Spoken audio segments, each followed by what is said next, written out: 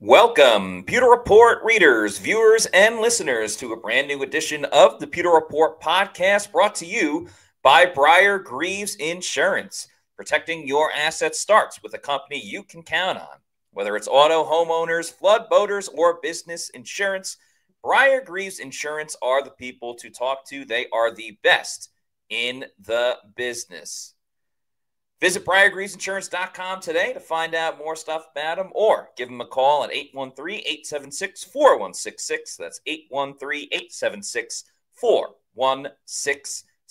On today's show, which is a Thursday edition of the show, we are going to talk about, will the Bucs trade up or down in the draft? I think we know which direction they are going to be trading. We're not trying to fool anybody here, but we will discuss the possibility of them making a trade, specifically in the first round, a little bit more, maybe even that second round.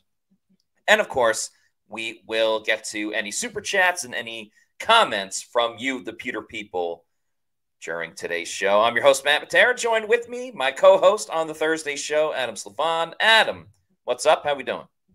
Matt, we're doing great. Really excited to be on this show with you amidst all the madness going on, right? You got the MLB opening day. Yes. You got college hoops starting tonight, and the Pewter Report podcast. I mean, it doesn't get much better than that. So really happy to be on with you. Yes, happy opening day to everybody. Adam's Brewers are playing right now. My New York Mets play in a couple of minutes. And the last time Adam's Brewers were playing, my New York Mets ended the Brewers season in dramatic fashion, which was got to bring it up, huh? Which was great to see. So yeah, happy opening day to everybody. Some more March Madness later. The Sweet 16 going on. I know I'll be watching that. So a lot of fun stuff to get to.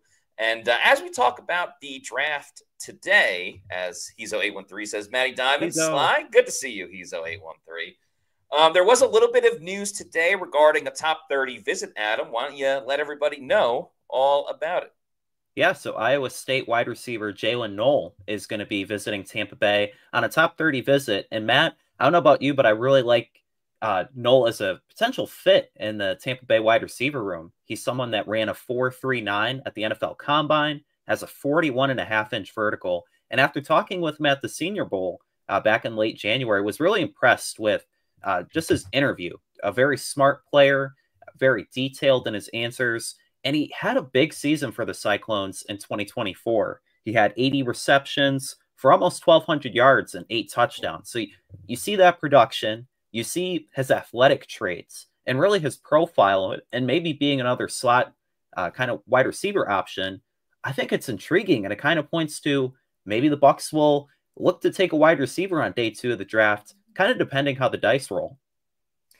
Yeah, I'm curious to see if the Bucs do go wide receiver, and that's not a guarantee by any means. I mean, I know we spoke earlier in the week on this podcast about potentially drafting a wide receiver in the first round. But if they don't, I think Knoll will be a perfect candidate to go and join this team. But I'm curious if they will go for a type of wide receiver that will essentially be a prototype of Mike Evans and Chris Godwin and who they have on this team that are two of the best to ever do it on this team and really in the history of football. Or will they go for somebody a little bit different? Maybe that speed racer, that's someone that can take the top off of a defense or adds a little bit of a different element to this team that maybe they don't necessarily have, or the way that Trey Palmer hasn't totally worked out for this team, but understanding that Trey Palmer was a 6th round pick versus, a 1st or 2nd round wide receiver, you expect a little bit more. But I think that'll be very interesting for how Tampa Bay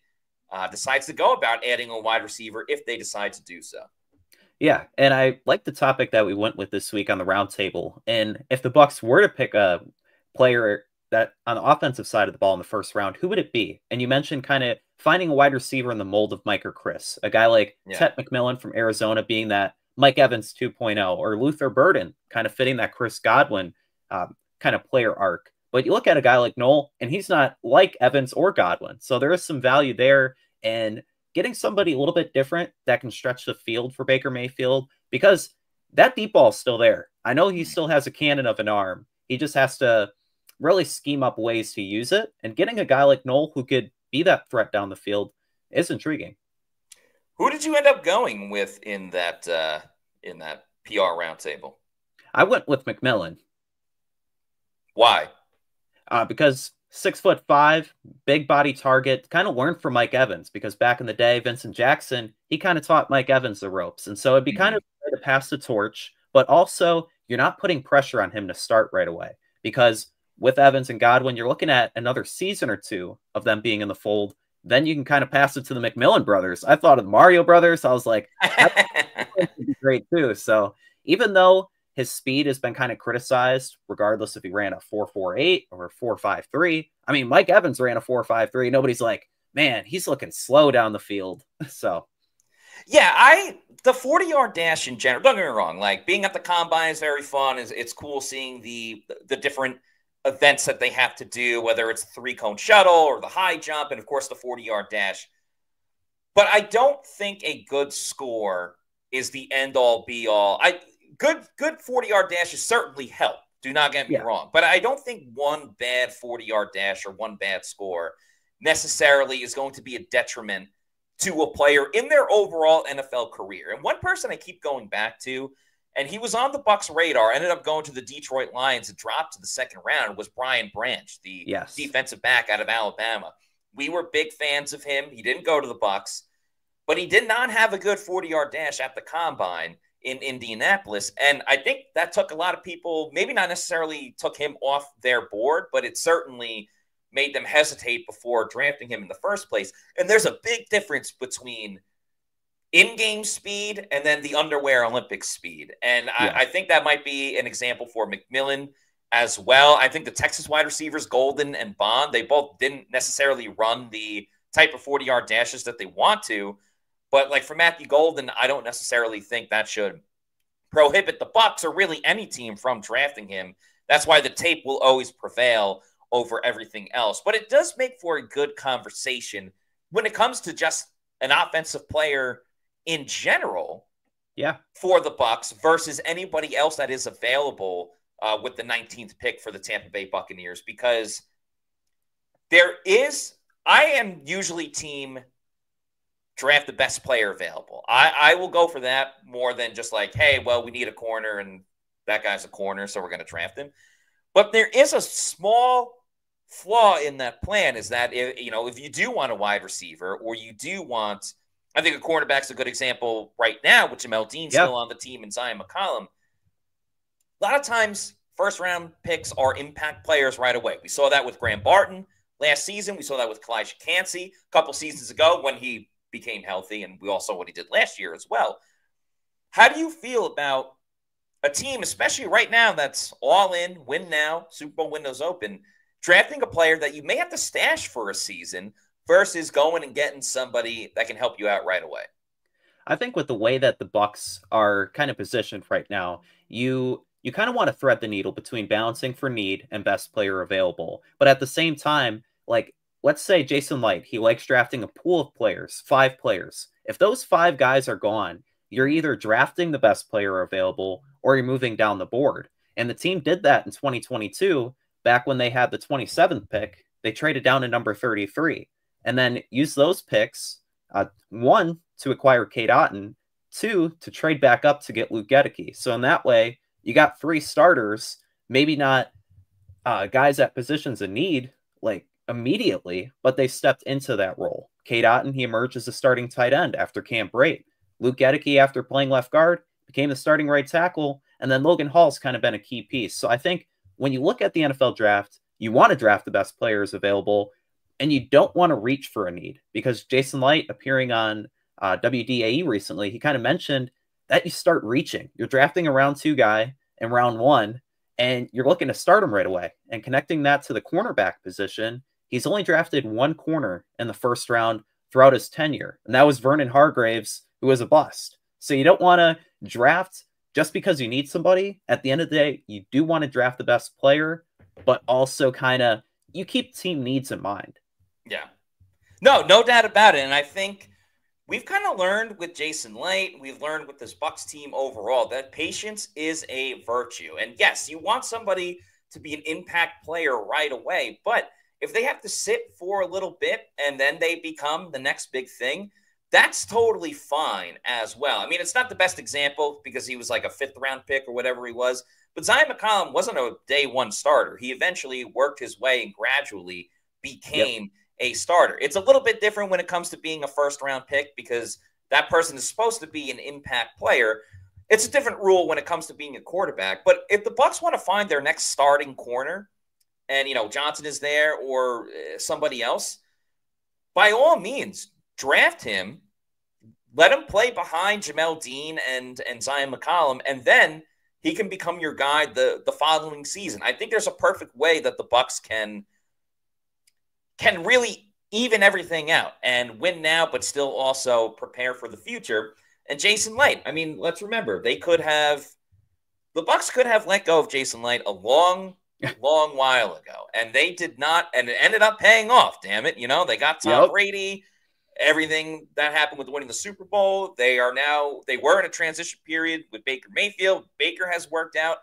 Sometimes you got to let everything kind of culminate and come together. And I get it. We live in a world where you want instant gratification. You want things to work out right away, but it's just not always the case. So I tend to root for just do best player available because talent is talent.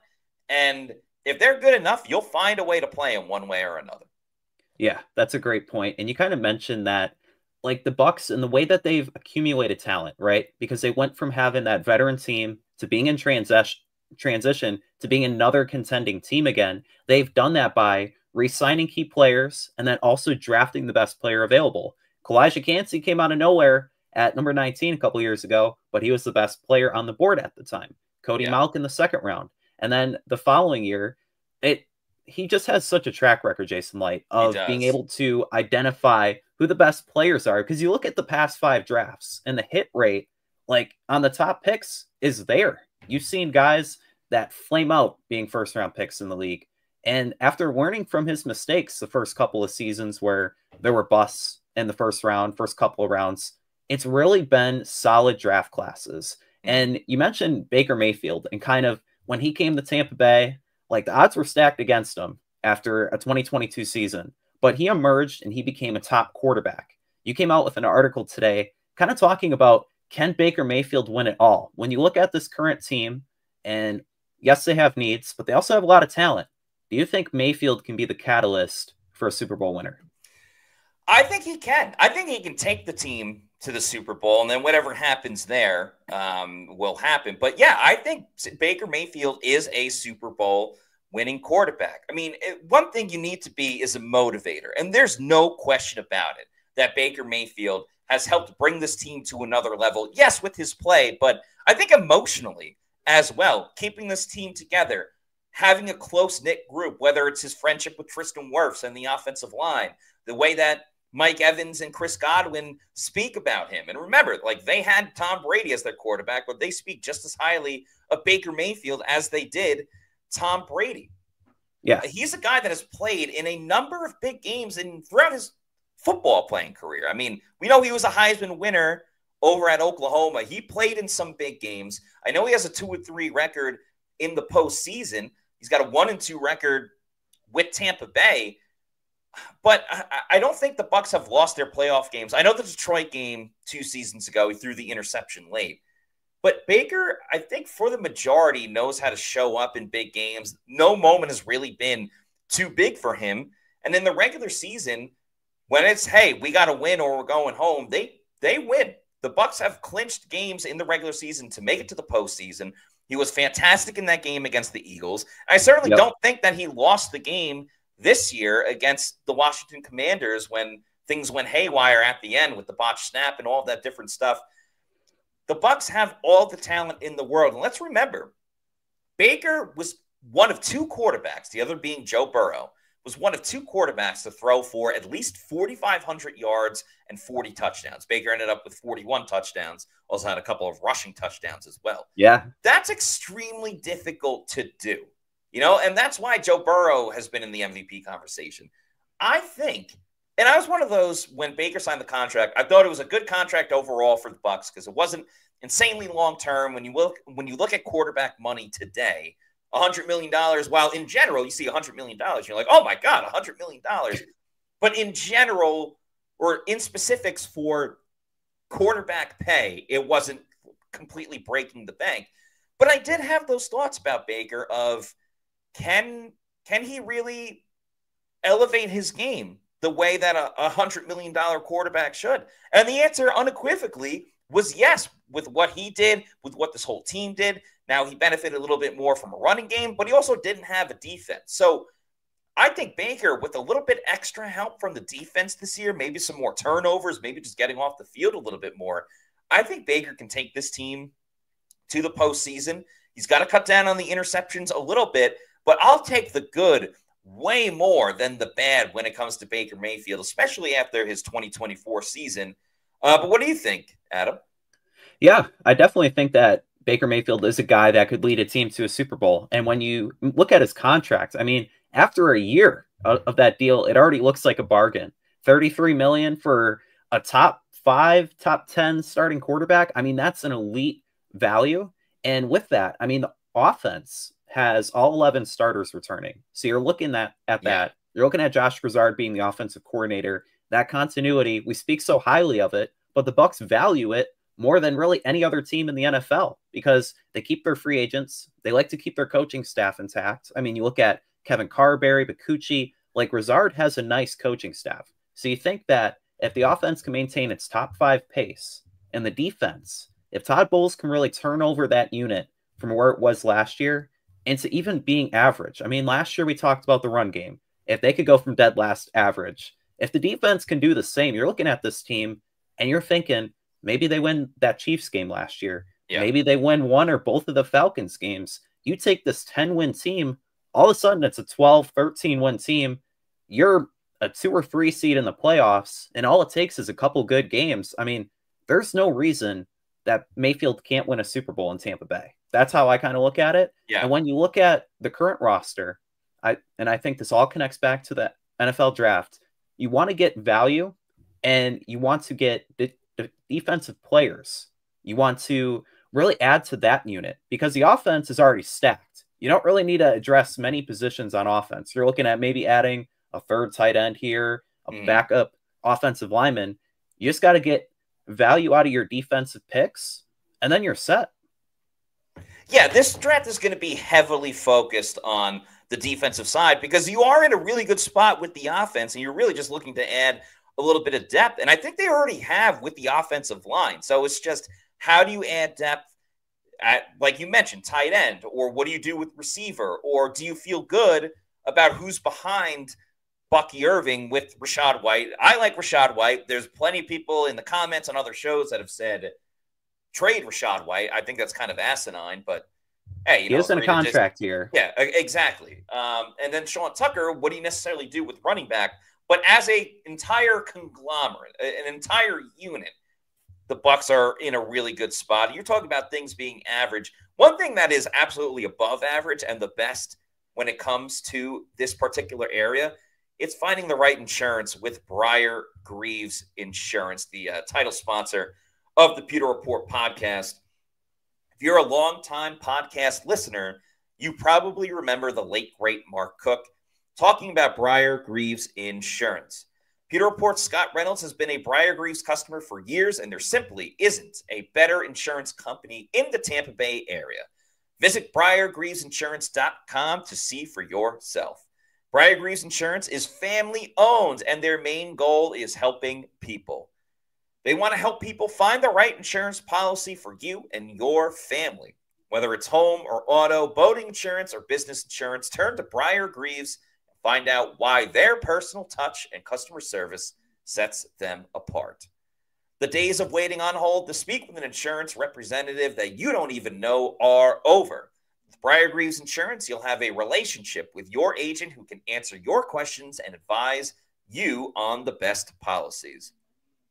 As 2 recent hurricanes have shown all of us that live in the Tampa Bay area, there is a cost to living in paradise. Briar Greaves can help make sure you have the right hurricane and flood insurance to make sure you and your home are protected. Visit BriarGreavesInsurance.com today. That's Briar, B-R-I-E-R, Greaves, G-R-I-E-V-E-S,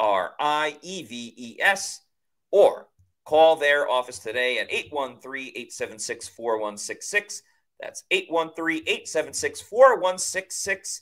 Tell them that Pewter Report sent you. All right, Adam, with the topic of today, I don't see the Bucs moving up trying to go and grab someone at 17, 16, or 15 or something like that. But what is the likelihood, the possibility that the Bucs end up trading back in the first round? And how far back would they go? Would it be a Logan Hall type of situation? You get out of the first round? Would it be a couple of spots back? I think it's an interesting thing to bring up. Yeah, and when I look at it, I think it's actually likely that the Bucs trade down in this year's NFL draft, because you look at it, there's not a lot of high-end blue chip talent. There's a lot of guys that are kind of just in the same category. So if the Bucs get to 19, either no guys are there that they like, or 3 or 4 of them, then you're in a situation where maybe you can trade down to number 23. I know there's a comment kind of referring to that, but let's say they trade with the Packers, right? They move back a few spots. There's still a guy on their board. They feel confident in taking him. I kind of see that being the path because, as you mentioned, the Bucs only have 6 draft picks this year. And if Jason Licht, he trades up, he's going to maybe lose another 1 or 2 of those. And you know how much he was twiddling his thumbs in between 125 and 220 last year between Bucky Irving and Elijah Klein. Like, he likes to pick often. He doesn't want to give up all those picks and be like, I only got 4 picks in this class, especially when you kind of look at the roster and you're like, there's 4 different defensive needs. They need to add players in offense. I think it makes a lot more sense for them to move down the board, maybe pick up and have 8, 9 picks, and then you kind of address everything. You're able to double dip in some positions and get maybe 2 inside linebackers or 2 cornerbacks. I think that's the best way to kind of round out and finish building this team. I definitely think there's a situation where the Bucs end up doubling at one position. Certainly going to be defense. It's just a matter of, will it be inside linebacker? Will it be corner? Will it be safety? But I can very much see a situation where the Bucs go to the same position. And how do you do that? By trading back a little bit, because another thing that Jason has loved, and you kind of just talked about it a little bit, is getting 2 draft picks in the same round. Yeah. And you saw that last season, getting some of their most prolific players this season, guys that have really helped out the team a ton. So I think the Bucs should definitely stay in the first round. But if they can move back, like you said, 6 spots, maybe a little less, maybe a little bit more, and get like another second or third rounder out of it, I don't think there's any question that they should do it. Will they do it? I kind of think so too. I don't see them being totally steadfast at 19, just based on this year's draft class. And Jason kind of alluded to it when he was on the drive with T-Kraz recently, where he's like, you'd be surprised at how many players are getting talked about, publicly with mock drafts and things like that, that we absolutely, he didn't say hate, but that, that we just don't have on our board at all. And if that's the case, and some of those names are still out there, I think the Bucs can kind of sucker another team into being like, hey, this guy's still available. Why don't you go get him? And we'll just take a 2nd round pick off your hands. And then, they're rip roaring ready to go with a lot of players on their board that are, Bucs fits. And I think there's differences between players that are just good players and then players that can excel being a Tampa Bay Buccaneer.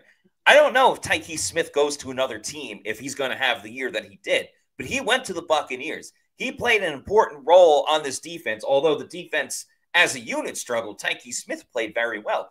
I don't know if Bucky Irving has the success that he did as a rookie, being a first-team rookie at running back.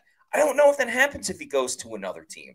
But the Bucs know how to find Bucs players, not just good players, but Bucs players. So if they can find, I would almost encourage Jason Licht and the front office to trade back so they can recoup another pick or 2 and still get someone that they like in the first round.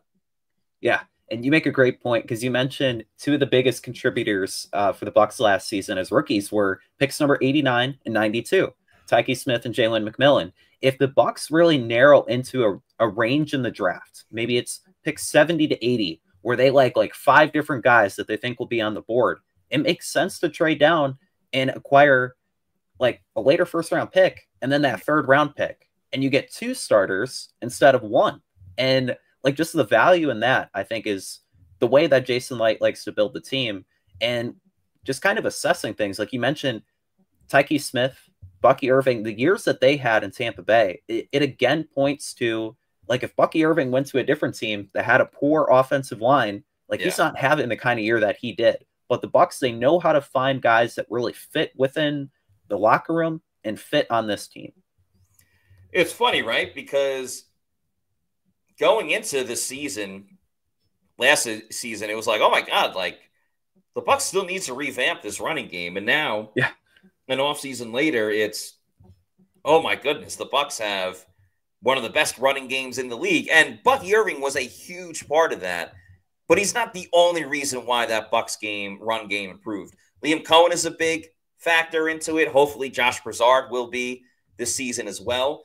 Of course, Graham Barton, their first round pick, that was super important to every piece of the puzzle. Ben Bredeson as well. But I'm very excited to see who's going to be the next Bucky Irving, not in terms of running back specifically, but the next person that maybe you didn't expect to completely pop off, but they did, or they do, for this team specifically. So I'm excited for that with the Buccaneers. Let's get to a couple of comments that we have set up for everybody. Steven Stansfield says, if Bucs really want someone who at 16 or 18, they would trade up. But with 6 picks, I see Tampa Bay trading down with Minnesota or Green Bay. Packers Bucs should swap cornerbacks, Dean for Alexander, 19 for 23, and future picks. What do you think about that, Adam? Oh man, it would depend on what the Bucs would get back in that Alexander trade, because you look at Jamel Dean, you look at Jair Alexander, both have shown that they're solid corners. Alexander maybe has a little bit more upside, but he's also more expensive and is coming off an injury-prone season. So you kind of wonder, do the Bucs want to trade someone who's been in the building, they know what they have in him, for a guy that he might not be the best locker room fit? Although I would say with Jair Alexander, he rocked a mean, like, huge foam Packers hat. If he could acquire like a big Bucs one, that'd be pretty funny to see. But I don't know if they would do that, but I definitely could see them trading picks. Yeah, I don't feel like the Bucs have totally traded players a lot. And again, I know everybody wants them to trade Jamel Dean and see what they can get in that type of deal. I don't think that'll necessarily be the case. We have a comment from George who says, Malachi Starks and Jihad Campbell, one of these guys, he's going to go in the first round to us. I'm a big fan of Malachi Starks. I love the fact that he has a Georgia connection, playing for the Bulldogs. Also played with Tyke Smith in Tyke's last year at the University of Georgia. Of course, he started at West Virginia and then went to UGA. But one thing that keeps sticking with me, and a lot of people were asking Malachi Starks this when he was up at the podium at the Combine. They're asking him about it. He spoke about it. The fact that when Brock Bowers, the very popular and rookie tight end of the Raiders, when Brock Bowers was still at Georgia, he was the one that was tasked with covering him at practice. And by many reports, there were several times that Malachi Starks was the one getting the better of Brock Bowers. And you just don't hear that a lot. No. So Todd Bowles has always been at his best when he has that versatile safety, that heat-seeking missile, that guy that can kind of play a little bit of everywhere. And they have it with Antoine Winfield Jr. I think they'll get the most out of it with Tyke Smith this year, because let's remember, Tyke Smith was playing in the slot, so he was a little more limited with how he could be used. But I think if you get Malachi Starks, you can put Malachi Starks over in the slot, let Tyke go back to his natural safety position next to Antoine Winfield Jr., and then you can blitz Tyke Smith a lot too. And he can punch the ball out, as he was tied for the team lead with the Buccaneers last season. I just think one more dynamic player in the secondary. I think it's already a good group when fully healthy, and they haven't been fully healthy in quite a while. But Starks with Tyke Smith, the chemistry that they already have going back to their Georgia days, to me, I find that really exciting. Yeah, I do too. And if Malachi Starks is one of the guys, you would kind of presume maybe he's in that pool at number 19. If he's there, it makes just so much sense to take him because you mentioned putting him in the slot. You have Tyke and Winfield on the back end. You have McCollum and Dean at corner. I mean, that is one of the better groups. I mean, if they're all playing at the ability that they've shown in the past, if Tyke Smith, he takes a big second-year leap. And then you look at the depth kind of behind them. You have Kayvon Merriweather and Christian Izien at safety. You still have Bryce Hall as one of the depth corners. If the Bucs were to draft Starks and add another corner, I mean, all of a sudden, that's a deep secondary. And Todd Bowles, he really likes that. He really values that. Yes. And then all of a sudden, you can kind of see more plays being made, getting more, having more ball hawks around to kind of make those plays. And then that's not to mention Starks is just one draft pick. They get another edge rusher too. Then all of a sudden, that defense is looking a lot more stout. Yeah, I don't even think the Bucs defense, sure, you want it to be spectacular. You want it to be, the Super Bowl winning defense it was the first time around with Gruden and Sapp, or even you'd settle for the defense it was the second time around they won the Super Bowl with Shaq and JPP and still some guys on this team like Vita Vea and Antoine Winfield Jr. But they just need to, if you're ranking all 32 defenses, and I'm not talking about like statistically with this stat or that stat, if you're just saying who's the best, who's the worst, if the Bucs could just be in that, again, you want to be top 5, no doubt about it. But if they could just be in that 15 to 17 type of range, this is a team that should win 12 games in a blink of an eye, regardless of who's on their schedule, which, they do play the Lions. They do play the Eagles. They do play the Rams. There are some tough teams. But with the way that this offense can function, and that I don't think it'll be slowed down just because there's no more Liam Cohen because you still have Josh Grizzard, just pick up a little bit of the slack, Tampa Bay's defense, and this group can go such a long way, and in my opinion, to the Super Bowl as well. Let's get to another comment. Felix Schmidt says, Bucs won't take Jahad Campbell because of the surgery. Yeah, he is coming off of an injury. It's tough because it is a position of need. We've talked before about how inside linebacker might be one of the toughest positions to really kind of figure out between the college and the NFL level because the hash marks are so different at the college level. The offenses are so different. You can do an RPO for a little bit longer with the offensive lineman being able to go 3 yards up the field versus 1 yard. There is a big difference. And a guy coming off of an injury, I understand the appeal for other teams, but I don't know necessarily how that helps the Bucs a ton this year where their Super Bowl window is open right now. Yeah, you have a guy in Campbell who, if he were to miss like the off-season practices, and you're looking at a guy who maybe isn't fully NFL ready, having to learn what is pretty much a whole other position at linebacker from the college level to the NFL level. So there, it doesn't make a lot of sense at this point, but still, like if the Bucs are just enamored with his talent, I mean, he's the prototypical inside linebacker, 6'3", 235. He has the speed. He cameos and has a lot of value as an edge rusher. I mean, there was talk of him maybe going the Hassan Reddick route, where if he is an inside linebacker, he can kind of convert and become an outside pass rusher. But with that, Matt, I want to ask you a question because you mentioned the corner from Michigan, Johnson, and Malachi Starks. When you look at the first round in number 19, what do you think is the Bucs' biggest need? Do you think it is adding another defensive back, or with the addition of Reddick, you still want to see them add another pass rusher early? I still want them to go edge rusher early because there's no guarantee that Hassan Reddick is going to be here for more than one season. Because I think it's very interesting, the dynamic between Hassan Reddick and the Tampa Bay Buccaneers. There's no doubt about it. The Bucs need a premier pass rusher. And if he's at his best, if he's at what he was with the Eagles no more than 2 years ago, the Bucs have that premier pass rusher. But let's not forget, Hassan Reddick needs the Bucs as much as the Bucs need Hassan Reddick. He probably went to the Buccaneers because not many other teams were going to give him $12 million guaranteed with the potential to reach $14 million. It was abysmal what happened with the New York Jets. And do I blame the Jets way more than I do Hassan Reddick? Yes, absolutely. But the facts are the facts are the facts. If you want to be one of the best edge rushers in the game, I mean, we saw with Khalil Mack for years. He bounced around a little bit. He spent a couple of seasons each year. But he went from the Raiders to the Bears to the Chargers. I think there's another team in there that I'm missing. Everywhere he went, he got to the quarterback. It didn't matter what the system was. It didn't matter how good or bad the team was. Khalil Mack got to the quarterback no matter what. So I get it. The Jets were a dumpster fire. He wasn't there for training camp. The head coach got fired before he even played a game for the Jets, but he still had one sack. Even if the team was so bad, he could have been selfish and been like, you know what, screw it. I'm going to get mine. And he didn't get his. He did not. He had one sack. So as much as we all are predicting Haason Reddick to get back to the Haason Reddick that he was with the Eagles, and I think that he very much can because he's on a way better defense. He'll be through training camp and all of that stuff.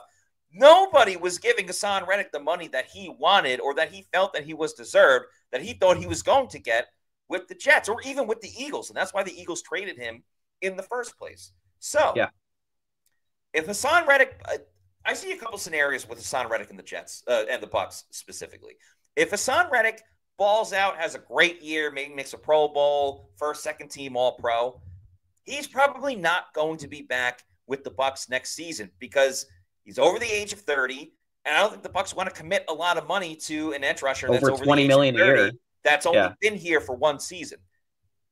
If he's run-of-the-mill, okay, maybe you bring him back, but you're not going to pay him $12 million. And if it doesn't work out, he's not going to be back either way. So in two of those three scenarios, he's not back with the Tampa Bay Buccaneers. And in the one scenario that he is he even your best edge rusher with Yaya Diaby on the other side? So I still think you have to replenish edge rusher. I mean, getting a great pass rush is the great equalizer. We just saw it in the Super Bowl. We saw it when the Bucs won the Super Bowl a couple of years ago in 2020. Have a great pass rush. That neutralizes everything, especially when it's a four-man pass rush. There is no doubt about it. So if Donovan Ezeraku from Boston College is there, by all means, go and get him. And that's where it comes back to the best player available type of conversation. Is it draft Donovan Ezeraku and he's behind Yaya and he's behind Haason Reddick and doesn't necessarily get the amount of reps that you want as a rookie? That's a risk that you may have to take, but then you're set up for the future, hopefully. There's also, I don't want to say the elephant in the room, but there's also the situation going on with Chris Braswell. Is Chris Braswell going to improve this season? I damn sure hope so, because then that kind of helps out with maybe the Bucs get an edge rusher, but they don't have to worry about an edge rusher next season. So my answer is going to be edge rusher, no doubt about it. I think a great corner will make it very tantalizing. But how do you feel about that? Yeah, I think you outline it really well, because if you draft an edge rusher in round one, you have someone where, like, worst case scenario, Haason Reddick, he's one and done in Tampa Bay. Chris Braswell, he flames out. He isn't what the team wanted him to be as a second rounder. You still have another chance, another lottery ticket to really hit on that outside linebacker. Because if Yaya kind of taking more of a 1B role this year, if Haason Reddick really emerges, I mean, you look at 2026, he's probably the top pass rusher, but getting a guy like Ezeraku, I think, kind of lessens the need going forward because you have the present and the future solidified. And I think there's a good comment here from Christopher Cole. There's not many starting spots available in the defense unless there's some injuries. And I think that's a great point and kind of understated, because you look at last year when Jamel Dean was injured, Antoine Winfield Jr., I mean, the whole secondary got injured. The linebacker position got decimated. So you expect better health. And with that, on one side of the ball, you have the offense where all 11 starters are back. But on the defense, there is a case that the first round pick might not see as much playing time as he would in other teams, other situations. Yeah. And that kind of goes back to our argument before, should the Bucs draft the best player available or should they draft for need? And I think either way you kind of do it, there's a case to be made that that player might not play right away, but his impact will be felt year 2 and year 3. And that's always the great balance of, you need to set up for you need to keep an eye on the future while also focusing on the present. as well. But you mentioned arguing a moment ago. There is no argument when it comes to who is best at managing your money, and that is Muni Financial. At Muni Financial, we help you live in the now. Congratulations. We're so happy for you. Thank you. And even though the now may feel very different, you still need to plan for the future. How's retirement treating you? Oh, just fantastic. I know I say it all the time, but you really got to come up to Colorado. Let's do it. All right. Yeah. We can help you develop that plan to keep you on track, so you can still prepare for tomorrow, today. Muni Financial. Plan ahead, stay ahead. That's right. Muni Financial has proudly been serving clients across the country since 1980. They can help you out with a number of things like advisory services, investment banking, annuities, sales, and trading. They can help set up a college account for your kid as well if they want to go to school. And the fun thing is, there's not just Muni Financials in Colorado or in Tampa, Florida. It's all across the continental United States. You could be in New York. You could be in Massachusetts. You can be out west in California or maybe Oklahoma, where Baker Mayfield won a Heisman with the Sooners. There's so many places that you can go to for Muni Financial. So give them a call today. It's absolutely free. And see how Muni Financial can help out you.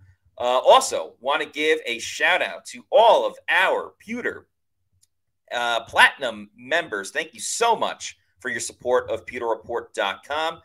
Scott Federico, Rachel Gordon, Noah Parr, Scotty J, Dave Anderson, Hezo813, Ash Fishpool, Joel Elrican, Sam, John Dale Morris, Zach Brannigan, Art P89, Eric McMillan, Connor For Reals, Zach Jarvis, Kevin Thomas, and Mario Thomas. Thank you all so much for your support of PewterReport.com. We appreciate each and every one of you.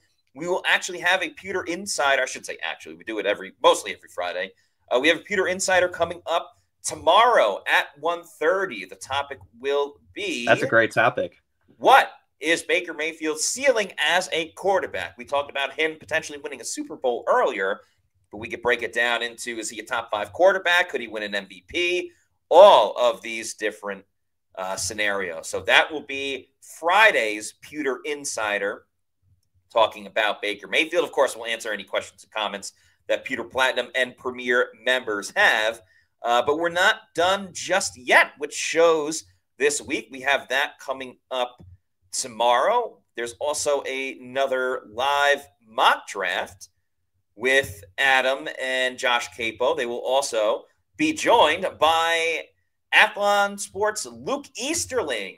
Used to cover just the Bucs, so he's always fantastic with the draft as well. So Luke Easterling will be joining Adam and Josh on Sunday. I believe that's at 1:30, Adam. What time is that? So there's actually a programming change. Scott's going to be taking over for me on Sunday, and it's going to be at 1 o'clock.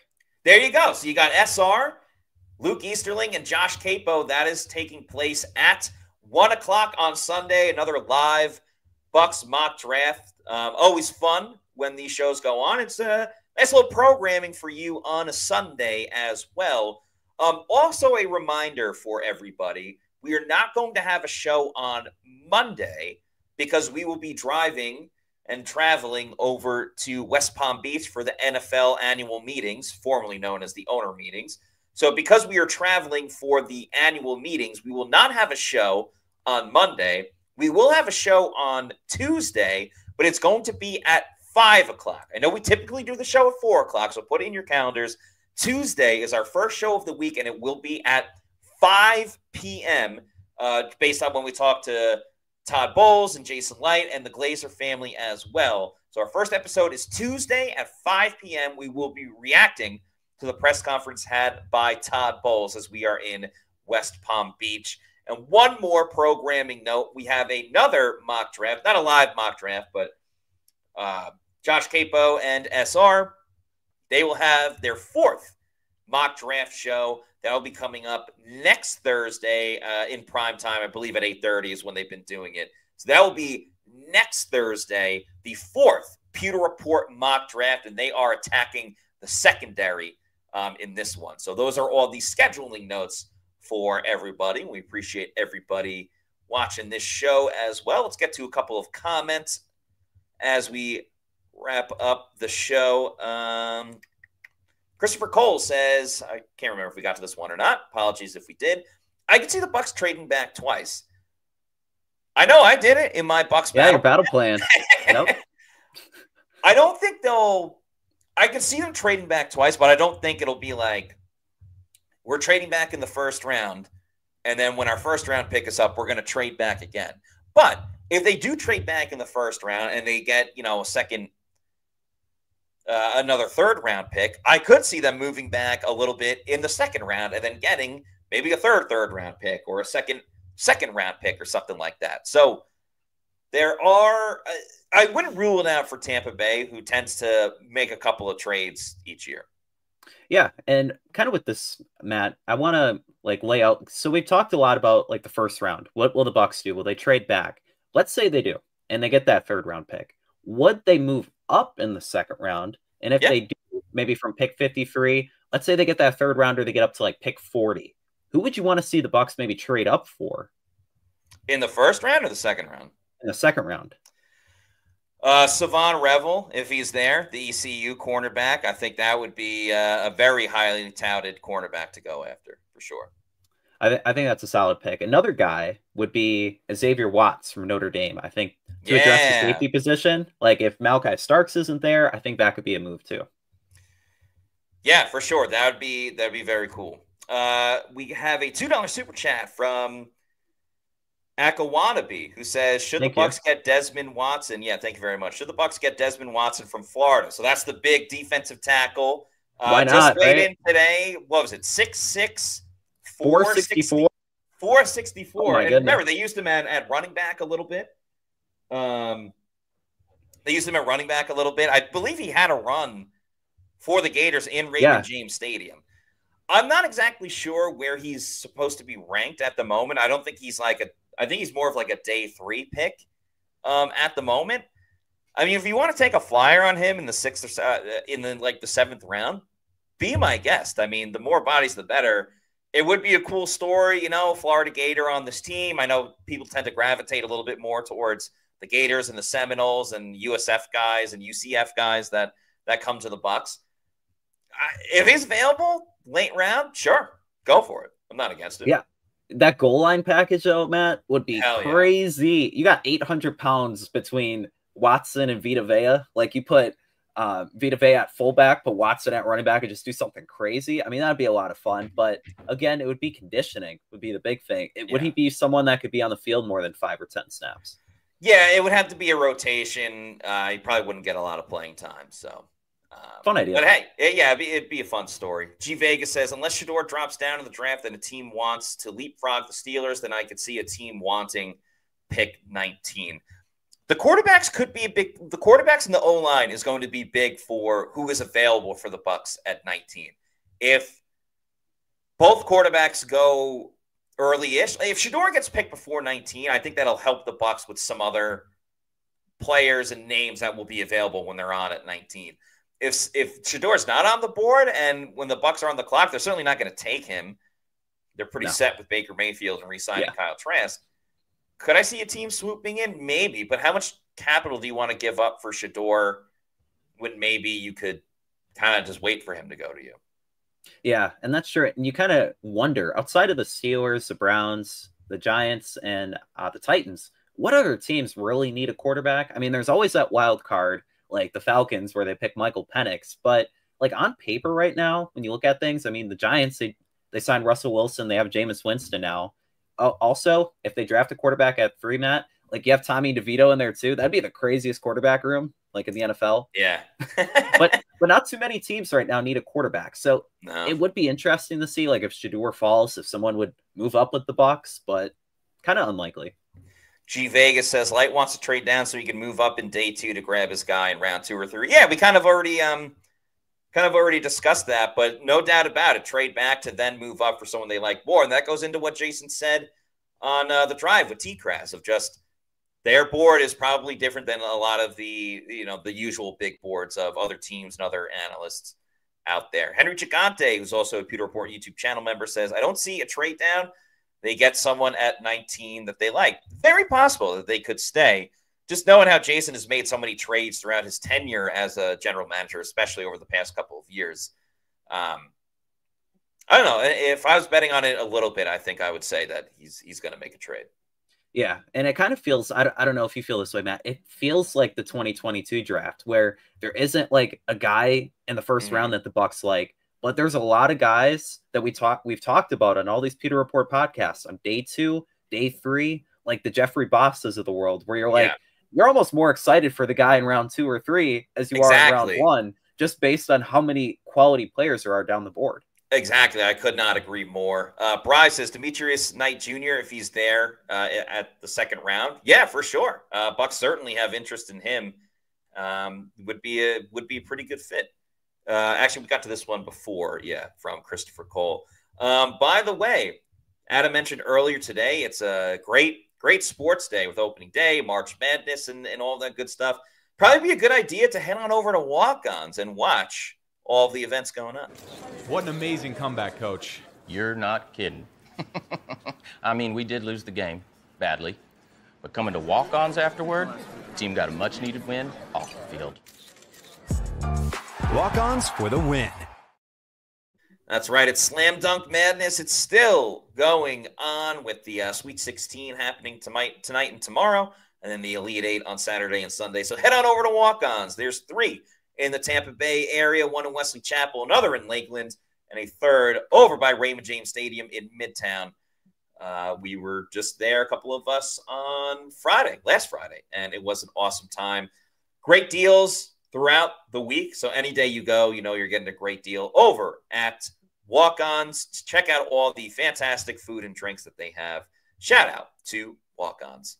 All right, we'll get to another comment and then wrap up the show. Let's go to our friend Hezo813, who says, if Reddick is signed to a big contract with the Bucs next year, most likely the Bucs whiffed on edge in the draft. I think either that's true or that it has not worked out with Chris Braswell. I really see Hassan Reddick as a one and done this year. Yeah, and I do see a world where Hassan Reddick, he is a Buccaneer next year, and you kind of alluded to it. If Chris Braswell kind of flames out or he's at 4th linebacker maybe, then you could draft a guy and kind of have a nice rotation, because the Eagles, I mean, they sat and they waited to play Nolan Smith until he was ready last year. Like, he was drafted as a rookie, played 16% of snaps, and then all of a sudden he emerges out of nowhere. I think that's kind of the likely scenario that the Bucs do with the top edge rusher this year. Don't play him as much. But next year with Reddick gone, then you kind of see the picture coming together. Yeah, certainly could be the case. Just a reminder for everybody, tomorrow we have a Pewter Insider for Pewter Platinum and Premier members.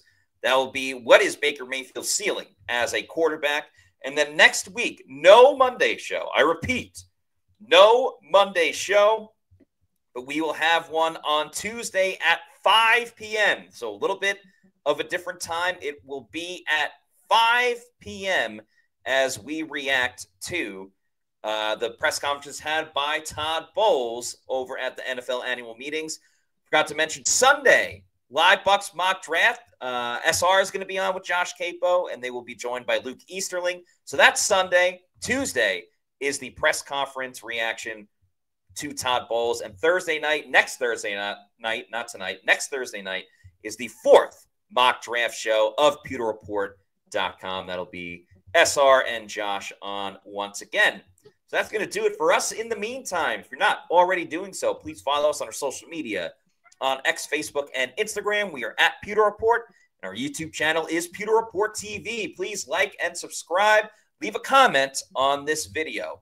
For Adam Slavon, I'm Matt Matera saying thanks, everybody, for watching. Have a great weekend. Enjoy opening day. Enjoy March Madness. And we will see you soon for another edition of the Pewter Report podcast. Out. Out.